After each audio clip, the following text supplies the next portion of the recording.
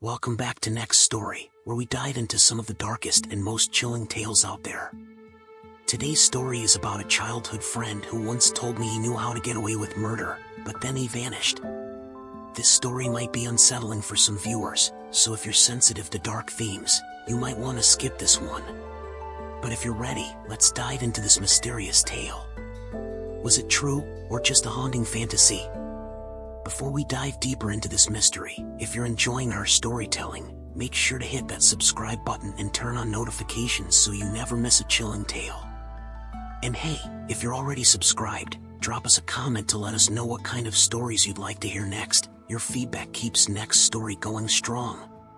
I'm doing all this because I love bringing you the best stories, and because I genuinely appreciate every one of you.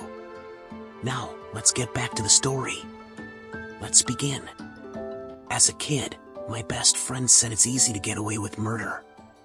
Now, I'm worried he wasn't just boasting. My friend Sam has always been troubled, the sort of kid you knew would go down the wrong path and wind up in the news. I remember when the story about Daniel Petrick came out. He was that teen who, back in 2007, took his father's gun from a safe after his parents took away Halo 3. He came up behind them while they were on the sofa watching TV, told them he had a surprise for them, and shot them both in the back of the head. Not long after the Petrick story came out, I remember Sam laughing and telling me, "Dummy got caught almost immediately." If I were ever gonna do something like that, I'd be smarter about it. We lived only 3 houses apart, so we used to hang out a lot. Sam was obsessed with true crime, which meant we watched a ton of it. He was drawn to the most heinous stuff. Like Catherine Knight, the woman who in 2000 butchered her husband and cooked him up into a meal and hung his skin up to dry. The officers who came to her house brushed against the skin thinking it was a curtain. This was way inappropriate for 12-year-olds, of course, but neither of us had very involved parents. Maybe because of all this stuff, Sam was convinced that evil was pretty much everywhere. "Dude," he said, "if this is how much we see, the people who are caught, how many do you think get away with it?" "Not many," I said confidently. "If they did, we'd hear about it in the news. People would be disappearing. But think how many might be labeled accidents, but are really murders. Falls down the stairs, heart attacks. I bet so many people bump off old folks when they don't want to take care of them, or want their money." "Doubt it," I said again. "It would be so easy," said Sam. "I bet there's tons of murders sliding under the radar because people just don't expect you to actually kill. So easy." In hindsight, this conversation screams red flag, but as kids we both had a morbid fascination with this stuff. But by far Sam's biggest obsession was the piano wire killer who strangled 4 women in our city and was never caught. I found out from Sam's dad, not from Sam himself, that one of the victims was actually Sam's older half-sister. She was abducted in '99, when Sam was only 4 years old.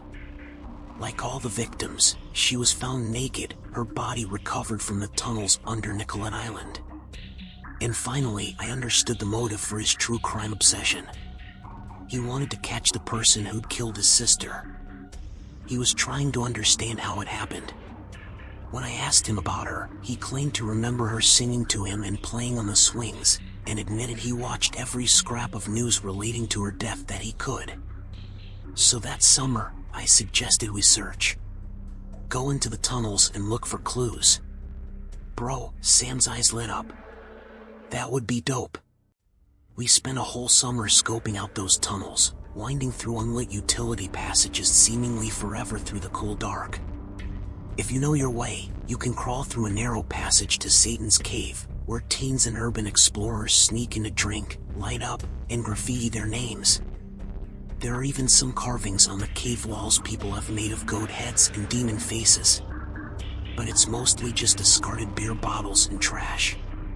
The explorations were thrilling, but the closest we found to anything suspicious was a switchblade, a discarded baby doll, and a loop of wire that seemed likely to have come from a bracelet. Sam insisted the news was all wrong, that the killer wasn't anything like people suspected. Maybe he was right, But he was wrong about the tunnels. There was no evidence there of any killer whatsoever, piano wire or otherwise. After that summer, our interest shifted from true crime to video games. We played lots of shooters. I got into sports, taekwondo, and later rowing, backpacking, any wilderness stuff. Sam got into drugs.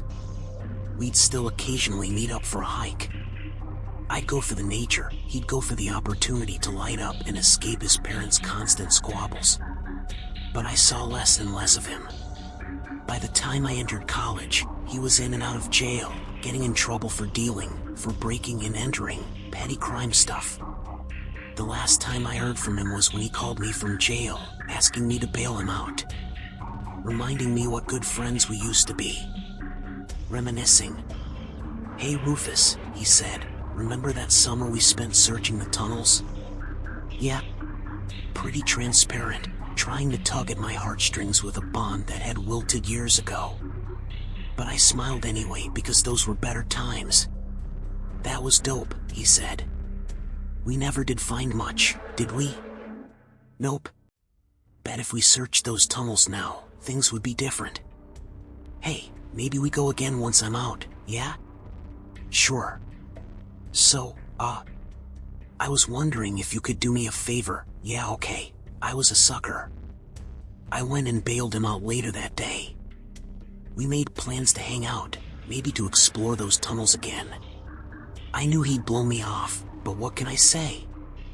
He was an old friend and I felt bad that he'd wound up this way, while my life was pretty steady. What's more, he'd found out while in custody that his dad had died. Suicide, apparently. Which was not a surprise to anyone who knew Sam's father, but nonetheless surely must have hit Sam hard. Sam was worried now about his mom, having to raise his baby sister alone. Plus they needed money. They always needed money. He wanted to go check up on the two of them, make sure they were doing okay without his dad. I told him I was here if he or his family needed any help. I gave him my condolences. He just smiled and told me thanks, and didn't mention his father again on the drive back. "You know they actually found new evidence in the case," he said to me when I dropped him off. "Shit, really?" "Yeah." The ghost of a smile. "I'll tell you about it next week." But he didn't get a chance. I got a voice call from him 2 days before we were supposed to meet up. The call dropped before I could answer. When I tried calling him back, it rang a few times and stopped. My subsequent calls went straight to voicemail. Sam ghosting me was nothing new. But when our appointed meetup passed and he still wasn't replying to me, I messaged his mom. She said he'd left ranting about the piano wire killer in the tunnels, but she thought it was just his usual talk. He was always spouting big ideas and conspiracy theories, never amounting to anything. She started to complain how she'd thrown her back out, and with him running off again, there was no one to help but Maisie, his little sister. The trash and laundry were too heavy for her to lift by herself. I told her I'd come by later. But now I was truly worried for Sam. Called. Messaged. Even reported my concerns to police, but they jumped right to assuming he'd skipped town to avoid a court hearing, which was, I admit, a pretty plausible assumption. No trace of him anywhere. Still no signal from his phone. He'd gotten out of jail. Mentioned new evidence. Arranged to meet me. And vanished. I decided to check the tunnels. The entrance we'd used as kids was smaller and more overgrown than I remembered. I climbed down the embankment through brush and dry leaves, out onto the concrete ledge, and then ducked into the cool darkness of the tunnel with its low ceiling and narrow walls.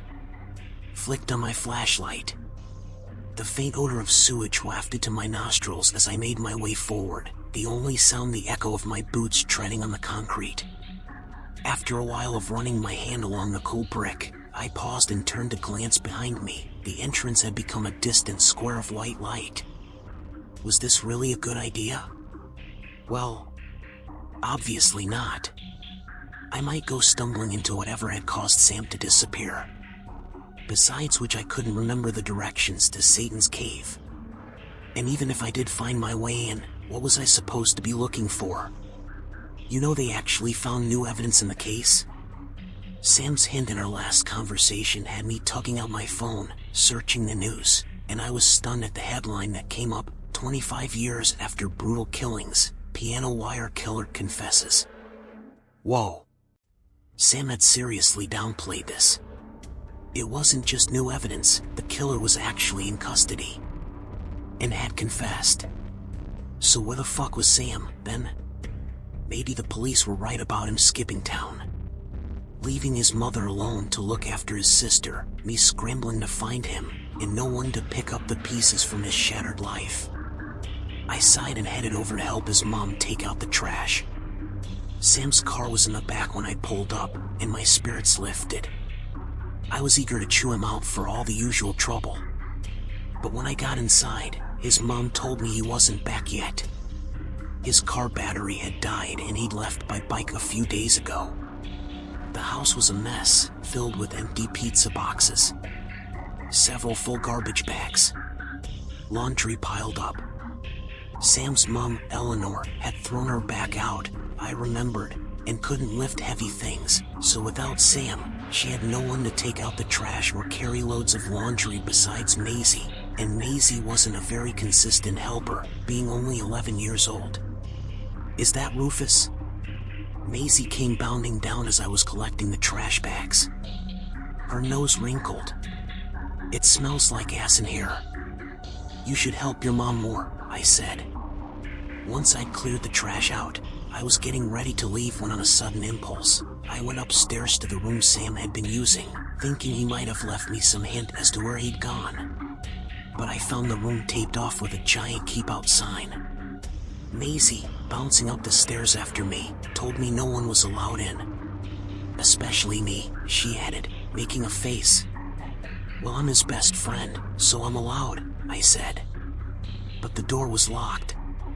Undeterred, I started opening drawers downstairs in the main room. When we were little, Sam would sometimes lock his door and his parents would open it and tell him not to shut them out. I vaguely remembered there being a key kept in a junk drawer. While searching, I called out to Sam's mom asking if she'd heard anything from him. She shouted back from the basement, "He'll turn up eventually." Like a bad penny. I grunted and opened a desk drawer, no keys, just old electronics and cell phones, and closed it. Then, opened it again and blinked. Sam's cell phone. I recognized it from the day I bailed him out. As soon as I had it in my hand, its heavy solidity made my pulse ratchet up. I brought it out to my car and plugged it in. Started up the phone. Couldn't get past the password. After a few more tries, I went back inside. Sam's mom was still doing laundry. I told Maisie to go sit in my car, that I'd take her to get ice cream in a few minutes, and then I went upstairs. My heart was pounding harder now.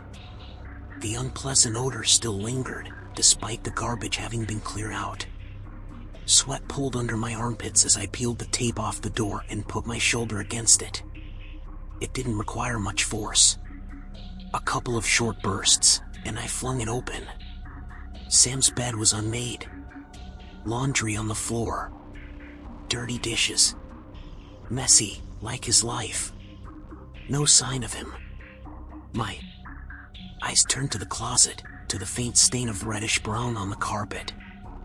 I slid the door open, wobbly in its tracks. My eyes watered, the stench hit me, like sewage and old meat. I closed the door and dialed the police. I bet there's tons of murders sliding under the radar because people just don't expect you to actually kill. So easy. After unlocking Sam's phone, the police discovered he'd been drafting me an email. It included a link to a more detailed article about the piano wire killer's confession. A confession to 3 of the 4 murders. But not to the murder of Sam's sister. Police suspected, even back in 1999, that it was a copycat killing, suspected because the type of wire used to strangle her didn't match with the other victims. Over the years, I'd forgotten this detail. Sam never did.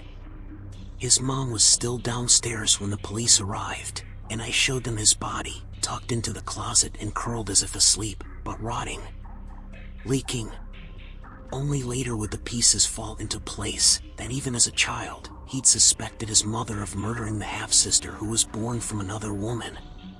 That the entire summer we explored the tunnels, that's what he was really looking for. Evidence to connect his mother to her death. We found nothing back then, but these past weeks, the piano wire killer's confession brought it all back. A confession Sam's father likely read, but by the time Sam got out of custody, his father was dead. Sam was looking for proof, not only of his sister's murder, but also his father's. He died of blunt force trauma to the head. Unlike his sister's or father's deaths, which were planned carefully enough even now it was hard to prove them, police seemed to think his was improvised. Perhaps he confronted his mother, or perhaps she caught him snooping. She likely threw her back out trying to move his body. Sticking him in the closet and sealing the room was a stopgap measure. But even so, she might have gotten away with it, and I might have assumed he was still out in the world somewhere, running into trouble like always, if I hadn't seen his phone. It would be so easy. I never knew when he said this that he was voicing suspicions about his own mother. No wonder his worldview was so bleak, his sense of people one of constant mistrust. He didn't confide in anyone. Not even me. But I'm glad the truth is finally out. I just wonder how many deaths, how many assumed accidents, how many heinous misdeeds go flying under the radar like he says. I'm worried that my best friend has always been right, and it's so much more than we realize.